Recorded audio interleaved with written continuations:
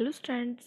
जैसा कि आप चैप्टर 4 पढ़ रहे हैं अपना फाइलम एनिमल यानी कि जंतु जगत या प्राणी जगत। इससे पहले आपने अपना चैप्टर 4 कंप्लीट किया था, ठीक है। क्योंकि जो आर एच व्हिटेकर हमको मैंने आपको कल वाली वीडियो में बताया था कि जो आर एच व्हिटेकर साइंटिस्ट थे उन्होंने क्या किया था, उन्होंने जितनी भी हमारे विश्व में स्पीसीज़ हैं उन्होंने उनको 5 वर्ग में डिवाइड किया था: मोनेरा, प्रोटिस्टा, कवक, पादप व जंतु। तो मोनेरा, प्रोटिस्टा, कवक, पादप के बारे में हम पढ़ चुके, तो जंतु जगत हमारा चल रहा था। तो जंतु जगत में हम ये बात कर रहे थे कि कितने संघ बनाए गए थे। तो जंतु जगत जो वो सबसे बड़ा जगत है विश्व का, यानी कि सबसे बड़ा संघ है वो, जिसमें 11 संघ में इसको डिवाइड किया गया है, ठीक है। उसमें सभी आते हैं, यानी कि जितनी भी स्पीसीज़ है, जितनी भी जीव जंतु हैं वो सब इसी के अंदर आते हैं। यानी जो भी सांस लेता है, जितने भी सजीव हैं वह सब इसी के अंदर आते हैं। तो इसमें मैंने आपको बोला था कि आपको ये सीरीज वाइज याद करने जरूरी है, क्योंकि सबको उनकी समानताओं के आधार पर या फिर उनके बॉडी स्ट्रक्चर के आधार पर ही फर्स्ट से लास्ट तक संघ में डिवाइड किया गया। जैसे कि हम पादप में अपना पढ़ रहे थे कि पहले शैवाल आया था, फिर टेरिडोफाइट आया था, फिर ब्रायोफाइट आया था, फिर जिम्नोस्पर्म, फिर एंजियोस्पर्म, इस तरीके से हम बात कर रहे थे। तो उसी तरीके से बात यहाँ पे भी हो रही है कि जो संघ है वो भी 1 से 11 तक सीरीज वाइज इसी वजह से डिवाइड किए गए कि किसमें क्या क्या डेवलपमेंट हुआ। लास्ट वाला जो है यानी कि कॉर्डेटा, वो एक फुली डेवलपमेंट जीव है, ठीक। तो उसके बारे में हम प्राणियों के वर्गीकरण का आधार हमने पढ़ लिया था। पॉरीफेरा के बारे में हमने जान लिया था कि पॉरीफेरा का एग्जाम्पल क्या था, हमारा स्पंज था, ठीक है, जो बहुकोशिकीय टाइप का था और शारीरिक संगठन उसका कोशिकीय स्तर टाइप था। तो यही हमारा चल रहा था कि जो इनमें क्या होता है,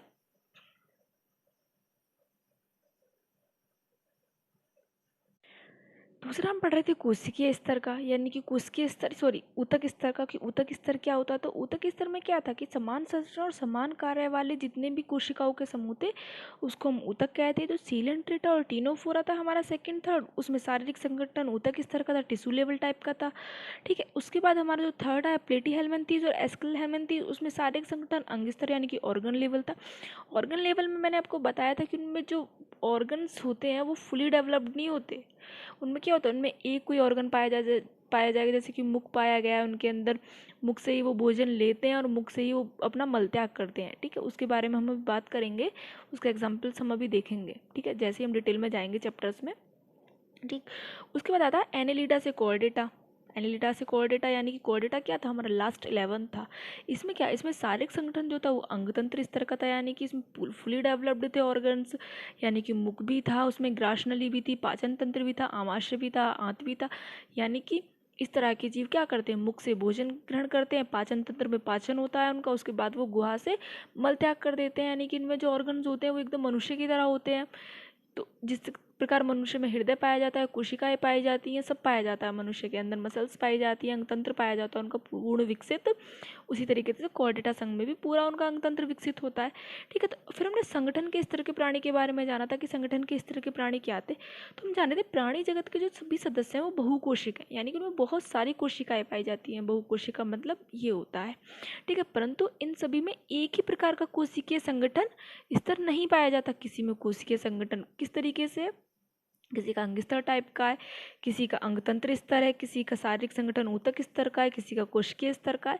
इस तरीके से हम इस तरीके के अपने कोशिकीय स्तर पढ़ रहे थे अपने, ठीक है। उसके बाद हमने एग्जाम्पल लिया स्पंज का, यानी कि जो सबसे सरल शरीर संगठन वाला जंतु है, इसके शरीर में जो कोशिकाएं हैं वो समूह के रूप में बिखरी हुई होती हैं, यानी कि वो इकट्ठी नहीं होती। जैसे हमारे शरीर में एक हाथ में जितनी भी कोशिकाएं वो एक तरीके से संगठित हैं, इनकी बॉडी में क्या होता है, इनकी बॉडी में जो कोशिकाएं होती हैं वो क्या होती हैं, वो बिखरी हुई होती हैं समूह के रूप में, और कोशिका का कुछ विभाजन होता है अपना, जैसे डिवीजन ऑफ लेबर कहते हैं। और इस प्रकार के संगठन को कोशिकीय स्तर का सबसे सरल या शारीरिक संगठन कहा जाता है, ठीक है। अब आता है सीलेंट्रेटा व टीनोफोरा में किस प्रकार का कोशिकीय संगठन होता है।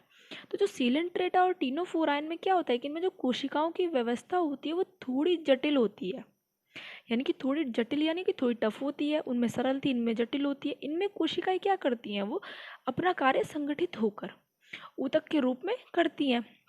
ऊतक में हम पहले ही बात कर चुके हैं, ऊतक क्या होता है, कोशिकाओं का एक समूह होता है जिसमें कोशिकाएं रहती हैं, इसलिए इसे ऊतक स्तर का संगठन कहा जाता है। यानी कि सीलेंट्रेटा और टीनोफोरा में क्या होता है कि जो कोशिकाएं होती है वो अपना कार्य संगठित होकर ऊतक के रूप में करती हैं, इसलिए इसे ऊतक स्तर का संगठन कहा जाता है। और उससे उच्च वर्ग के जंतुओं में, यानी कि उससे उच्च वर्ग के जंतु क्या आएंगे, प्लेटीहेल्मिन्थीज और एस्केलेहेल्मिन्थीज, उससे उच्च वर्ग के जंतुओं में ऊतक संगठित होकर अंग तंत्र का कार्य करते हैं। और एनिलिडा से लेकर कॉर्डेटा तक के जंतु क्या करते हैं।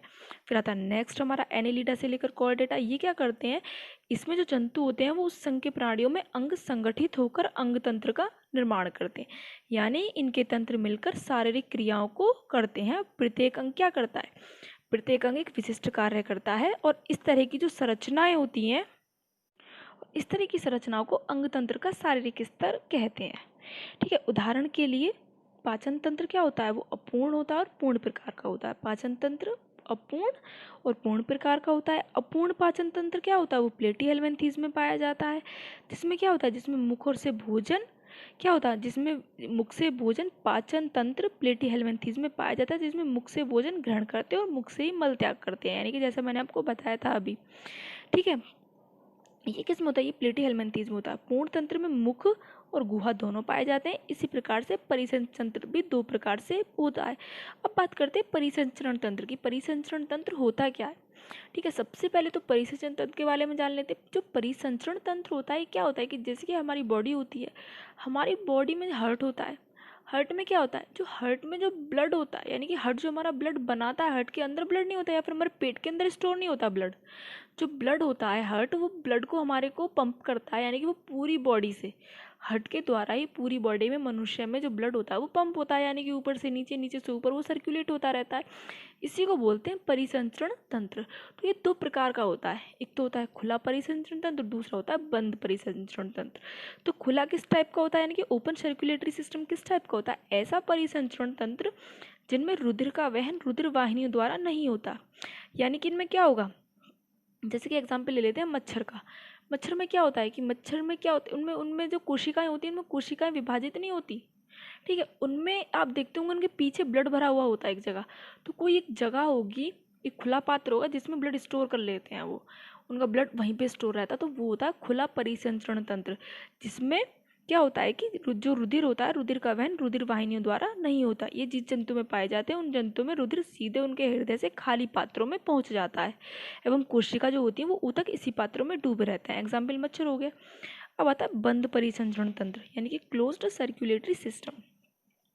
ये क्या होता है, ऐसा परिसंचरण तंत्र जिनमें हृदय रुधिर को उनके समस्त शरीर में रुधिर वाहिनियों द्वारा भेजता है, यानी कि जैसे कि मनुष्य एग्जाम्पल है इसका। ठीक है, या फिर व्यासों वाली, विभिन्न व्यासों वाली वाहिकाओं जैसे धमनी, सिरा, केशिकाएं जो मनुष्य में पाई जाती है के माध्यम से होता है। यानी कि हमारी बॉडी में क्या होता है, ह्यूमन बींग्स में, कि जो ब्लड होता है वो हार्ट से पंप होता है, हार्ट से पंप होकर वो पूरी बॉडी में अलग अलग तरीके से सर्कुलेट होता रहता है। और जहाँ भी ऐसा होता है कि कभी कभी हम ये कहते हैं हमारा पैर सो गया, हमारा हाथ सो गया, उस टाइम पे क्या होता है कि जब हम किसी चीज़ को बहुत देर तक दबा के बैठ जाते हैं हाथ या पैर को, तो वहाँ पे ब्लड ठीक से नहीं सर्कुलेट हो पाता है, ठीक से नहीं पहुँच पाता। तो उस टाइम पे क्या होता है कि जब ब्लड ठीक से सर्कुलेट नहीं हो पाता तो हाथ पैर सुन्न पड़ जाते हैं। ठीक, ये हो गई खुला परिसंचरण तंत्र के बारे में और बंद परिसंचरण तंत्र के बारे में।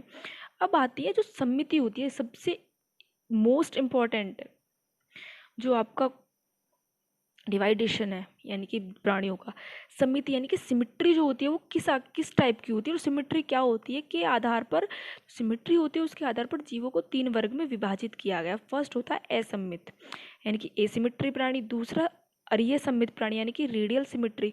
तीसरा होता है द्विपार्श्व समिति, यानी कि बाइलेटरल सिमिट्री प्राणी। तो पहले इनके बारे में रफली जान लेते हैं कि इनकी डेफिनेशन क्या बन सकती है।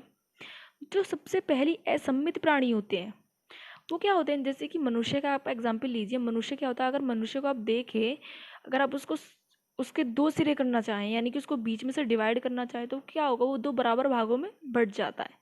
ठीक, ये होता है सममित प्राणी में, यानी कि दो बराबर भागों में बंट जाना। लेकिन असममित प्राणियों में ऐसा कुछ नहीं होता, यानी कि उनकी जो बॉडी स्ट्रक्चर होता है वो डिफरेंट टाइप का होता है, यानी कि आप उसको किधर से भी काट लीजिए वो दो बराबर भागों में नहीं बंट सकता। ठीक, और सममित प्राणी में क्या होता है, वो दो बराबर भागों में बढ़ जाता है। द्विपार्श्व सममित प्राणी में भी वो दो बराबर भागों में बढ़ जाता है, क्योंकि इसमें मनुष्य आते हैं। तो सबसे पहले इनके एग्जाम्पल के बारे में जान लेते हैं। फर्स्ट जानते हैं असममित प्राणी के बारे में। ठीक है, ऐसे प्राणी जिनको तो बराबर भागों में काटने पर वे बराबर भाग में नहीं बढ़ते हैं। एग्जाम्पल लेते हैं स्पंज। स्पंज का डायग्राम देखते हैं, ये स्पंज का डायग्राम। ठीक है, आप इसको काट के देखिए, ऐसे काट के देखिए और ऐसे काट के देखिए, क्या होगा, नहीं कटेगा, दो बराबर भागों में नहीं कट रहा। तो ये क्या हो गया, ये असममित प्राणी हो गए। ठीक, अब आते हैं और ये असममित प्राणी। इनमें क्या होता है कि ऐसे प्राणी जिसको तो बराबर भागों में काटने पर वह बराबर भाग में बढ़ जाए उसे बोलते हैं सममित प्राणी। इसके एग्जाम्पल हैं सीलेंट्रेटा और टीनोफोरा। जैसे कि हमने ये ऑरेलिया मेडुसा का एग्जाम्पल लिया, ये सीलेंट्रेटा का ही एक स्पीसीज है ऑरेलिया मेडुसा। इसमें क्या होता है, इसमें आप देख सकते हैं कि इसको अगर आप दो बराबर भाग में काटें तो ये दो इस तरीके से, एक ये लंबे भाग में कट सकता है, लंबवत कट सकता है, लेकिन ये ऐसे नहीं कट सकता। ठीक, यानी कि हम इसी तरीके से मैं आपको बोल रही हूँ कि जो मनुष्य होता है, मनुष्य की अगर आप सीधा काटेंगे तो वो सीधा कट जाएगा दो बराबर भागों में, तो ये भी दो बराबर भागों में कट सकता है। तो ऑरेलिया मेडुसा क्या होगा, ये असममित प्राणी का एग्जाम्पल हो गया। अब आता है द्विपार्श्व सममित प्राणी। द्विपार्श्व सममित प्राणी क्या होते हैं कि ऐसे प्राणी जिसको तो बराबर भागों में बराबर बांटा जा सके। इसका एग्जाम्पल मनुष्य है, या मनुष्य को देख लीजिए। मनुष्य को अगर आप देखते हैं कि पोस्टमार्टम हाउस में क्या होता है कि उसको जो बीच में से उसका पोस्टमार्टम होता है वो एक तरीके से बीच में से उसमें कट लगाते हैं, उसकी बॉडी में से बीच में से ही देखते हैं कट करके वो। ठीक है, अगर अब ले लीजिए स्पंज का पोस्टमार्टम करने लगी तो क्या हो पाएगा उसका, नहीं होता। इसलिए जो सिमिट्री होती है वो उसी बेस्ड पे हमारी बताई गई है कि जो मनुष्य है वो द्विपार्श्व समिति में आता है। ठीक है, तो ये आपकी नॉलेज के लिए था, लेकिन ये आपका इम्पोर्टेंट भी है, आपका एग्जाम में पूछा जाता है, इसलिए मैंने आपको काफ़ी डिटेल में इसके बारे में बताया। इसलिए कुछ ऐसे वर्ड्स भी यूज़ किए जैसे कि पोस्टमार्टम वगैरह, तो मैंने बस आपको एग्जाम्पल के तौर पे बताया है। ठीक है, अब आगे की जो टॉपिक्स हैं वो नेक्स्ट वीडियो में देखेंगे।